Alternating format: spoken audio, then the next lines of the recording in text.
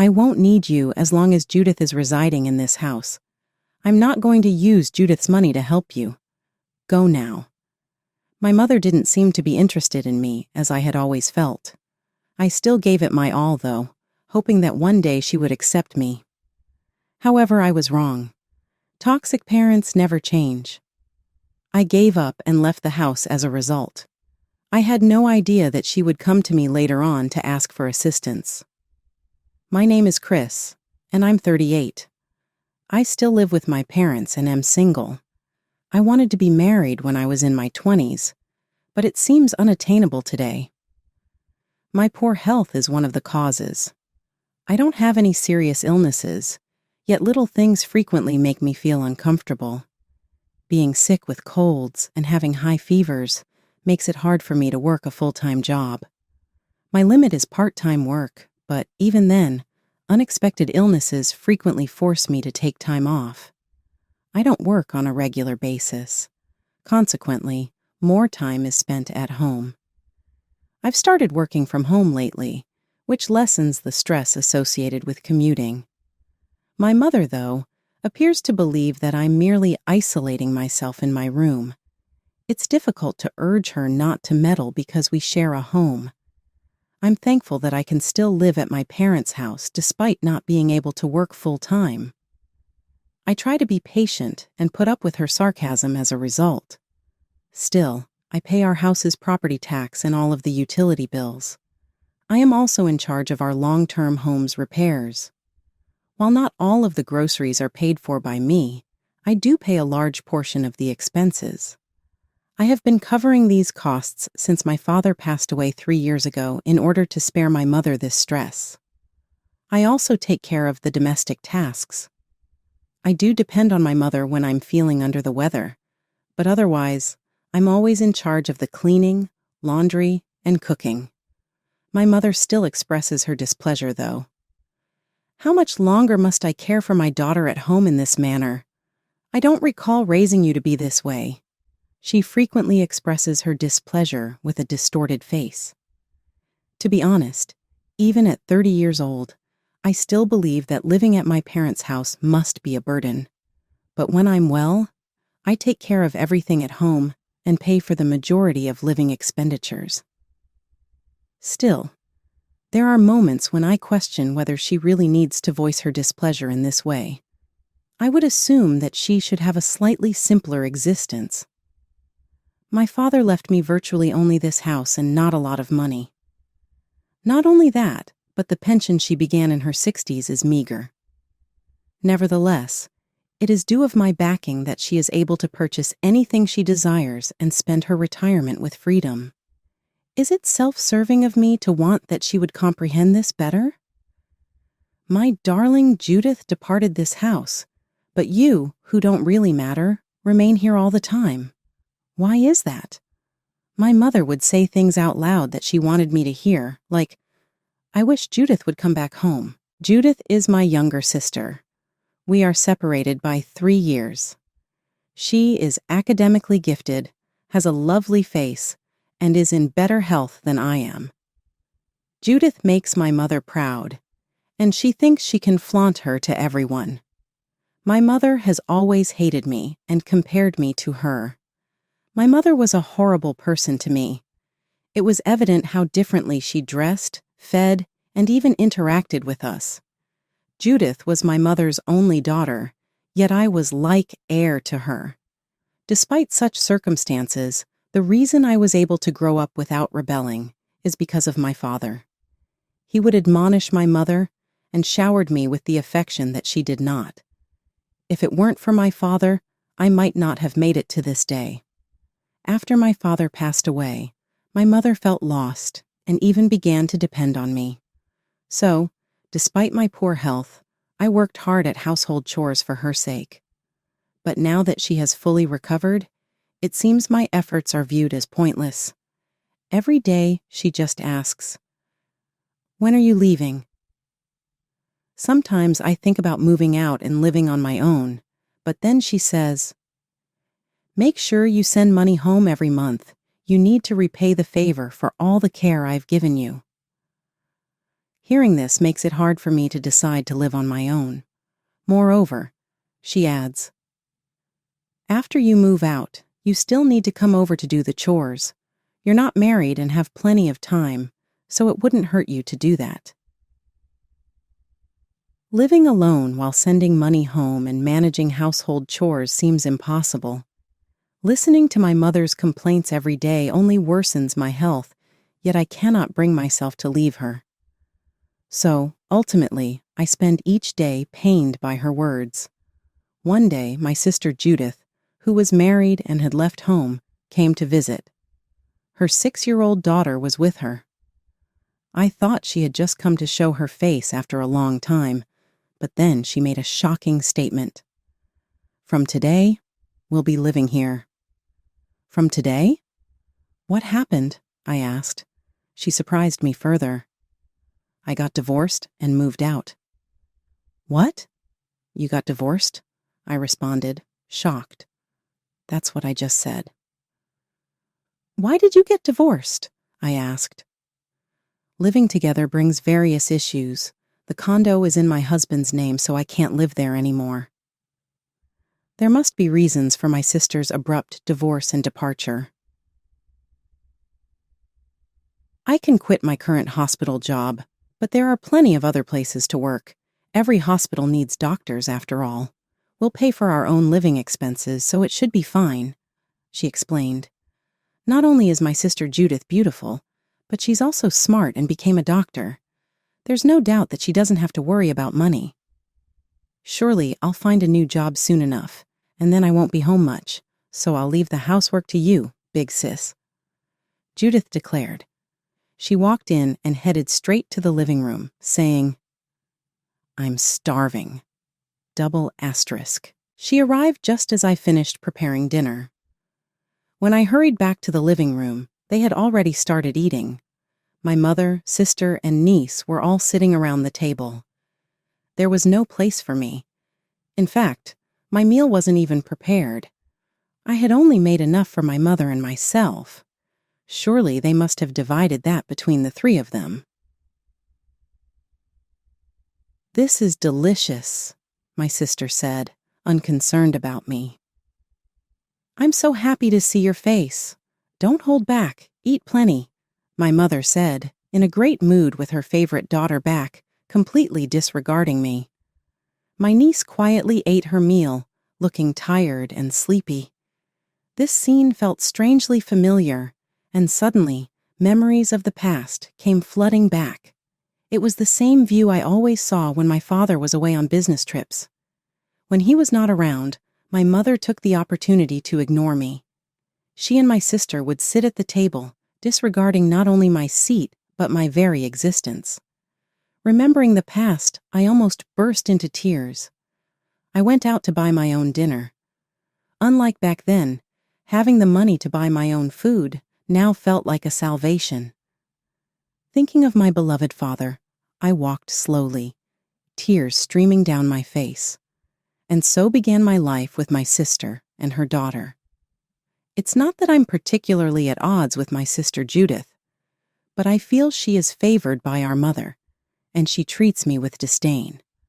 Consequently, she treats me like a maid, saying things like, Big Sis, please clean the room. I'm working, so you handle the house stuff. While lounging on the sofa, even though she claims she's working, it didn't seem like she had found a formal job yet. When I asked her what she planned to do, she snapped back a bit angrily. It's no use telling you. There are plenty of jobs for a doctor. I've been working nonstop until now, so let me relax a bit, okay? But what about living expenses? I asked. You're so annoying. I'll pay you back once I start working. You're always nagging about money, she retorted, leaving me speechless. Due to habits formed in childhood, I find it difficult to speak up to my mother and sister. I can't rely on my mother's pension, and Judith insists she'll pay once she starts working, yet she contributes nothing financially. Thus, I end up bearing the cost of living alone. Additionally, all the household chores are my responsibility while the 2 of them just laze around. I thought about sending my niece to kindergarten, but was told, "She'll start elementary school soon. There's no need. Big Sis can play with her." Watching the two of them idly, I was the only one burdened with all responsibilities and could only sigh. I live through hectic days daily. Even if I feel slightly unwell, neither of them shows any sign of taking over the household duties. Since Judith started living with us, my mother has completely stopped doing any housework. She only seems to enjoy chatting with Judith. They don't seem to care about me at all. Why am I even doing this? No one listened to my words. Still, there was no sign of Judith looking for a job. When I asked when she was going to start working, my sister only got angry, making it difficult for me to ask again. Seeing her say she was going for a job interview and leave the house gave me a bit of relief. As I returned to my room and started reading the newspaper, an article caught my eye. Can this be real? I thought. It's not a dream, right? Startled by the sudden development, I jumped when I heard a knock at the door. Could it be my sister? Maybe she came to hurry me for dinner preparation, but it seemed too early for that. I pondered. "Christy, open the door! Hurry up!" my mother yelled angrily. I had locked the door because I didn't want things to get stolen, but I hesitated to open it as my mother seemed very angry. However, I couldn't just leave it locked. When I opened the door, my mother stood there with a furious expression. "What have you been doing? You know Judith is out for a job interview, don't you?" "I know." "So if you know, then get out of this house right now." I was shocked when my mother suddenly demanded something so outrageous. "What do you mean?" "Don't make me say it again. Get out." Incredibly, my mother was telling me to leave the house. Why should I? "You're no longer needed here. You're really slow to catch on." What? Why? Despite all my efforts for the family, even when I wasn't feeling well, I managed the household chores, and now I'm no longer needed? What are you even doing, always holed up at home, using your health as an excuse not to work? I am working from home. I contribute money and I do the chores. People who are useless are no longer needed in this house, she said with a definitive tone. I found myself unable to argue back. As long as Judith is here in this house, I don't need you anymore. I have no intention of supporting you with Judith's money. Leave right now. Hearing my mother's words, I felt something inside me crumble. My efforts meant nothing. Both my mother and sister could easily cast me aside. Finally, I came to a realization. No, it was more of a confirmation. It was futile to hope they would understand my efforts or share my feelings. Hoping for anything from these people was pointless. I understand. I'll leave the house. At that moment, I pictured my father's face. It's okay to end this, right, Dad? Did I do my best? I silently asked him in my heart. It felt as if he nodded back apologetically, giving me the push I needed to make a decision. I will leave the house immediately, I said. It's a relief. I never needed a daughter like you in the first place. My mother's harsh words no longer had the power to hurt me. Soon I would be free and liberated. I had no regrets about this house and no reason to cling to it. So I simply nodded and began to prepare to leave. What followed happened very quickly. I soon found a new place to live, and luckily it met all my requirements. I signed the contract immediately and proceeded with the moving arrangements. Finally, the day of the move arrived. Finally the nuisance is gone. Don't ever come back, my mother said, laughing. My sister also laughed, adding, Enjoy your poor single life. Don't you dare ask for money. After all, family is just like strangers. I had nothing more to say to them. Calmly, I said only, goodbye, and left the house. My new life was surprisingly comfortable. The time at my family home felt like a distant dream, and I was living peacefully without any hardships. I hardly ever fell ill anymore, although I still occasionally ran a fever. My health was much better compared to when I was at my parents' house. Just when I thought my peaceful days would continue, I received a call from my mother. "Christy, can you help me?" she asked. Not knowing what had happened, I agreed to meet her. We arranged to meet at a cafe near the station. What could have happened? It had been only 2 months since I moved out. Had something happened at home? As I walked to the cafe, filled with worry, I soon found myself standing in front of it. Entering the cafe, I saw that my mother was already seated. "What's the urgency?" I asked as I took my seat. Her face drew close, filled with a worried expression. "Please, I need your help," she pleaded. "So explain properly," I demanded, a bit angrily. Perhaps surprised by my assertiveness, my mother suddenly started crying. "Judith has been terrible. I can't live with her anymore."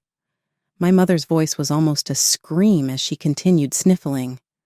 "She lied about going to job interviews. She wasn't going to interviews at all." "What do you mean by lies?" I asked, seeking clarification. Crying, my mother explained that instead of going to job interviews, Judith had actually been going out to have fun. "I heard she was meeting a man outside," she exclaimed. "What?" I was stunned, but my mother went on. "It turns out she wasn't really working, even after she got married." "How is that possible? Wasn't she working at a hospital?" "That's what she lied about. She was secretly seeing another man without her husband knowing. When he found out, it led to their divorce. It looks like her ex-husband will be getting custody of their daughter. They're in the middle of negotiations." "Is that really true?" I asked, still in disbelief. "It's shocking, right? It was unthinkable. I had never imagined that my sister wasn't actually a doctor. She's not showing any remorse about the divorce or the alimony she has to pay. In fact, she seems to be enjoying herself. Isn't that awful?" "That is terrible." I found it unbelievable, yet somehow believable at the same time.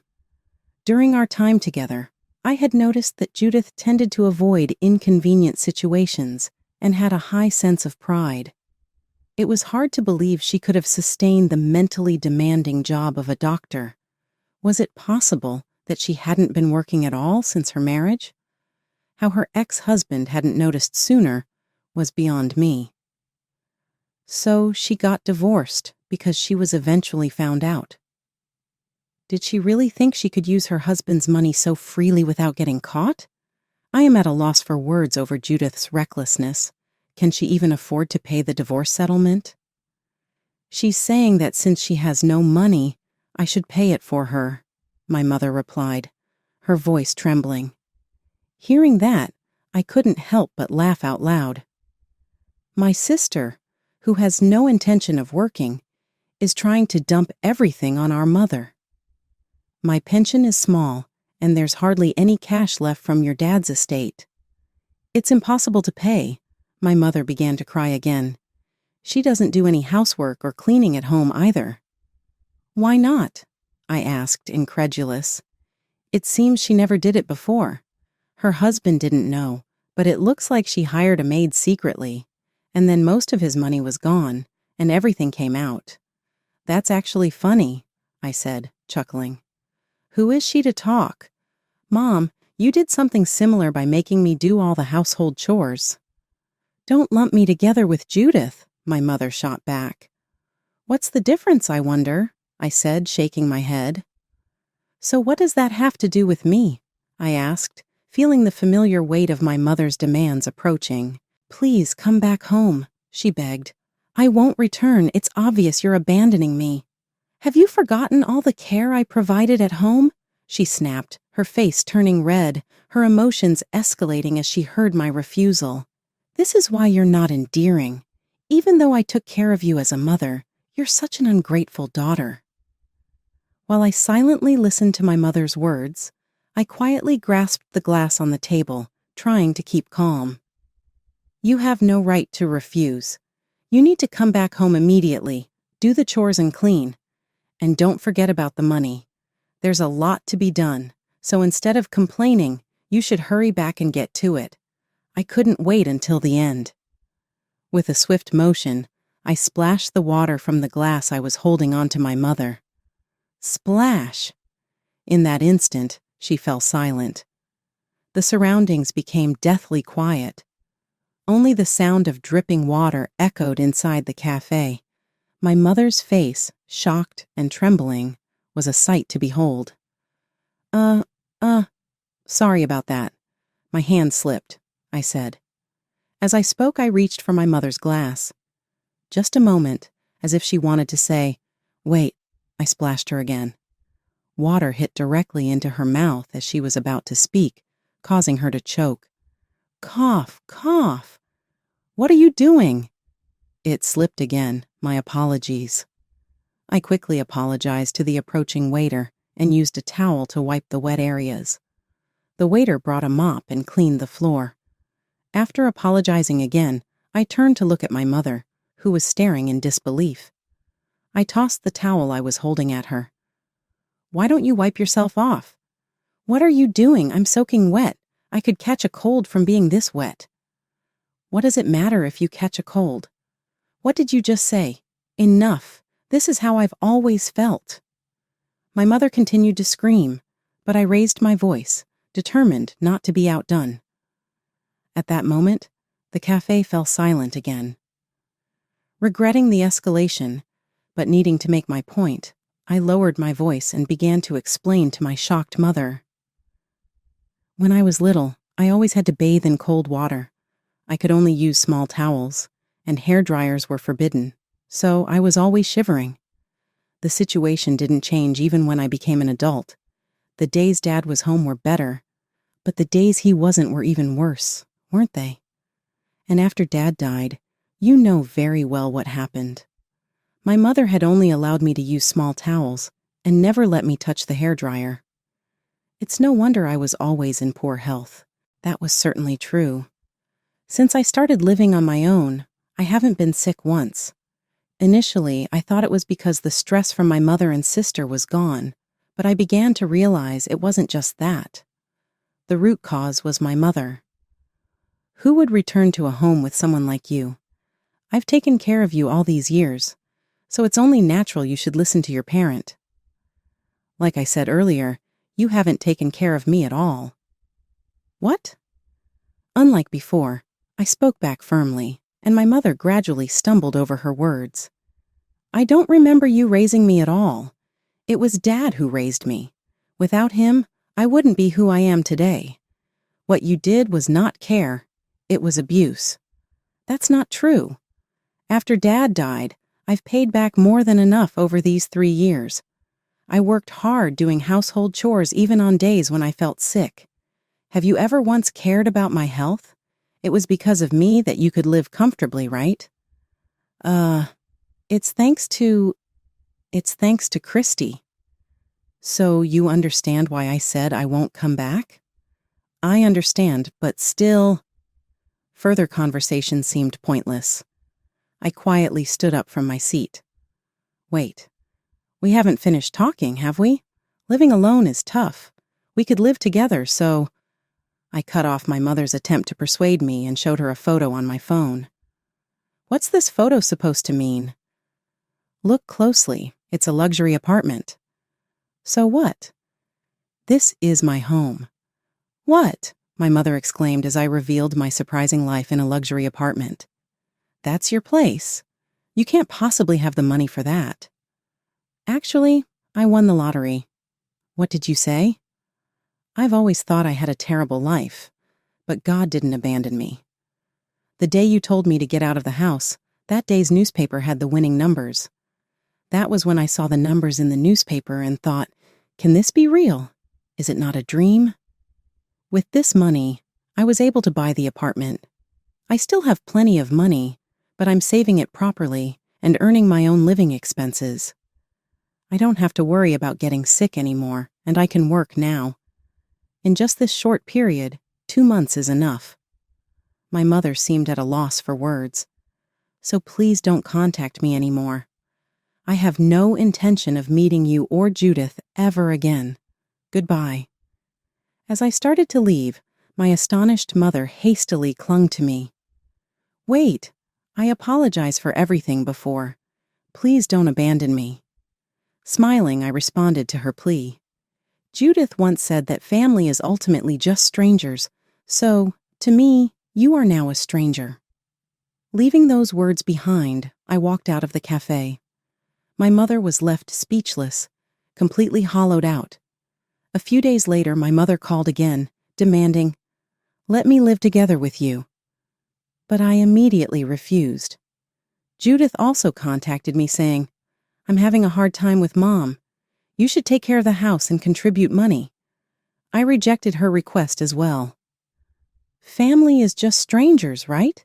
I said, and hung up the phone. I then blocked both my mother's and sister's numbers.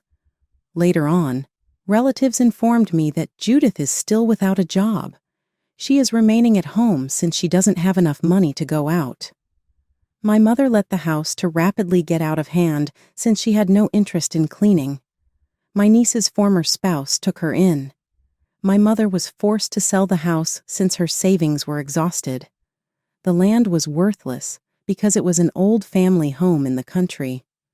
With what little money remained, my mother and sister moved into an old flat. Their money seems to have disappeared rapidly. My mother has been pleading with family members for cash. She eventually lost the support of her family as well, and she currently lives a lonely and destitute life with my sister. My sister's continued refusal to work could be attributed to my mother's overindulgent pampering. As for me, I'm having quiet days now that I'm totally free of my mother and sister. I'm in good health, and I have a satisfying personal and professional life. There has been a recent development in my life. Are you thinking about getting married and dating me? I was asked out by a man who appeared serious, and we are currently dating. Next year we want to tie the knot. I looked at a picture of my father and said, "I'm going to be happy," and I got the impression that he smiled back.